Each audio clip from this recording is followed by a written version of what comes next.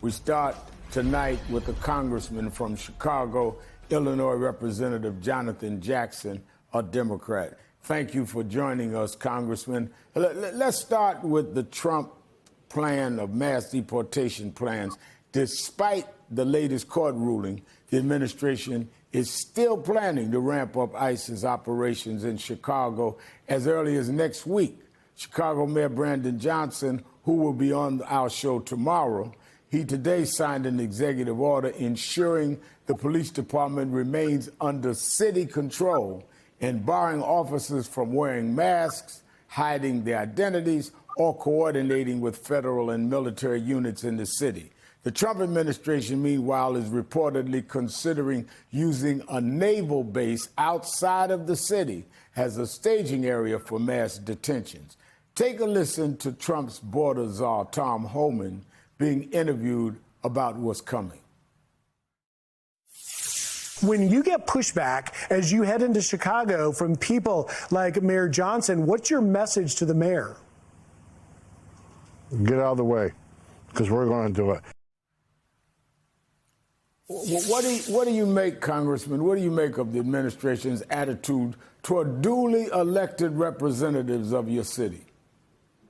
Well, a conversation would certainly be welcomed on addressing violent crime and the causes. Mr. Trump seems to be attacking the symptoms as opposed to the root causes and the disease.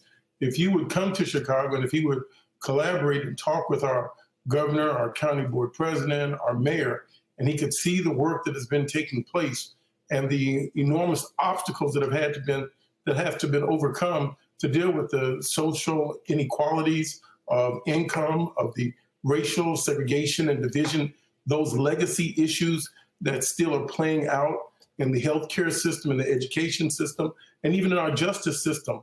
We could use some federal assistance for our transportation system. The greatest link between welfare and work is the transit system. Many urban centers are now facing a budget gap in the funding for its mass transportation. So we're all on the same page, trying to go in the same way. But this attitude of being authoritarian, of being a dictator, of gangsterism, we know what it is, and we don't want it. It will not be helpful. Well, the officials there may be on the same page, but it appears the president is reading from a different book. But beyond the immigration actions, the White House continues to threaten to send federal troops into Chicago over the objection of Illinois Governor J.B. Pritzker, who has warned that forces who break the law at Trump's discretion could face state and local charges. What are your biggest concerns about where this situation seems to be headed?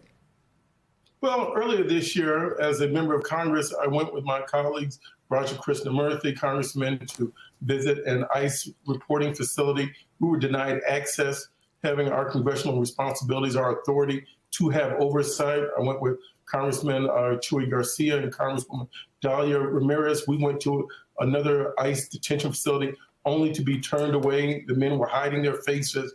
They have unmasked vans or snatching people off of the streets. It's not helpful. It's traumatizing children, families. You've got law-abiding citizens. We need to talk about immigration and the whole package. This is only creating more hostility. This does not bring people together. It's not productive. And I think what he's going to end up doing by creating this sort of thing, he's trying to be a provocateur. He's trying to create more rift in between our police department and the communities of color. We've already seen this mass deployment. It's not been constructive. And if you look at the cost of it, which he has not bothered to talk about, what is this costing us as opposed to solving the problem? We could be building more housing with this level that he's putting in policing.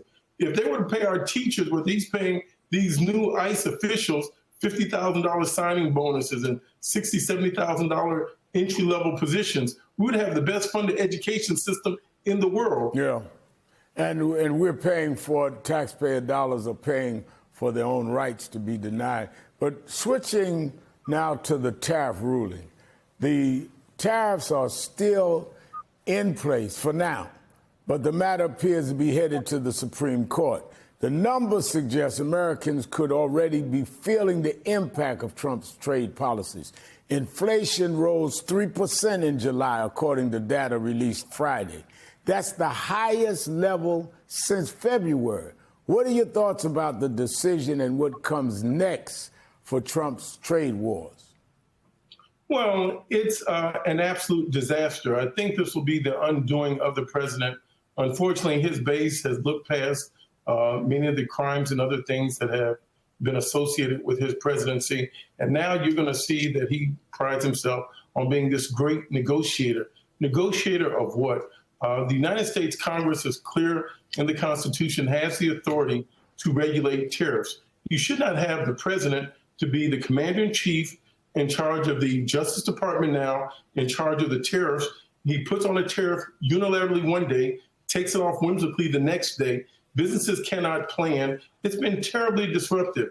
And it's a global world, and you can't undo it by yourself. People are now in Canada getting watermelons, not from Mississippi and Arkansas and South Carolina. They're getting watermelons in Canada from Mexico. We have to send pork out of Illinois across the Mexican border 3 to 4 times in order to cure it, to labor, to pack it, to send it back up. We have to get cashmere out of Mongolia. We have to get raw materials and critical minerals from China. It's a global economy. This is a tax on the American people. Inflation has already kicked in. The economist Mark Zandi has been very, very clear. The bottom third of the American economy is feeling the brunt of these policies right now. It's driving up the cost of our housing. It's going to drive up the cost of our insurance. It's going to drive up the cost of our health care. It's going to drive up the cost of everyday items. It's driving up our food costs. You can see this in the produce section at the grocery stores today. This has been a disaster and is only going to increase. And China this has already started happening. We're not talking about in the future. We're seeing these prices going up now. The Trump administration reportedly wants to cancel $5 billion in foreign aid using something called a pocket recession. These recessions are cancellations of spending already approved by Congress. And Democrats are warning the tactic is making a government shutdown fight more likely to come in late September. Can you explain for our viewers what's going on? Right. So we're going to have our federal budget to come out by September 30th, and it's going to probably have to go to a continuing resolution. But there's no trust between the branches of government. Even if you look at Senator Murkowski, who voted with President Trump to try to get certain agreements for the state of Alaska, and then he unilaterally rescinded all the things that he had agreed to with her. When you look at the everyday cost of goods that are going up, you're beginning to see how this recession is different, because the federal government now, in times that are hard, should be expanding, not decreasing. Yeah. When times are good, the federal government should be decreasing and not expanding. It should go counter-cyclical. But now this is hitting the poorest people in the country. Look at what's going to happen with the automotive industry, for example. We get our parts from around the world, and now that he's raising tariffs on them, if you have a car accident and you have to get a new fender, new bumper, the insurance company is going to have to pay more. And so they're going to have to charge you more to insure your car. Same thing is going to happen with fewer people that are able to be parts of the healthcare insurance, because he's borrowed back those subsidies. So all of our healthcare insurance is going to go up. Everyday pocketbooks are beginning to feel it. Farm workers and the farming community right here in the state of Illinois. Every time he's done this before in 2016, what did we see happen? 1/3 of our exports were going towards China in soybean and corn, and the Chinese started investing into Brazil, into their farming communities. And after he left office, we never recovered from that market share. So he's going to hurt the farmers in the red states, the blue states. He's going to hurt farmers everywhere. It's a complete disaster. And many of those farmers voted for him. Some of them are saying now, that's not what I voted for. Thank you for being with us, Illinois Congressman Jonathan Jackson.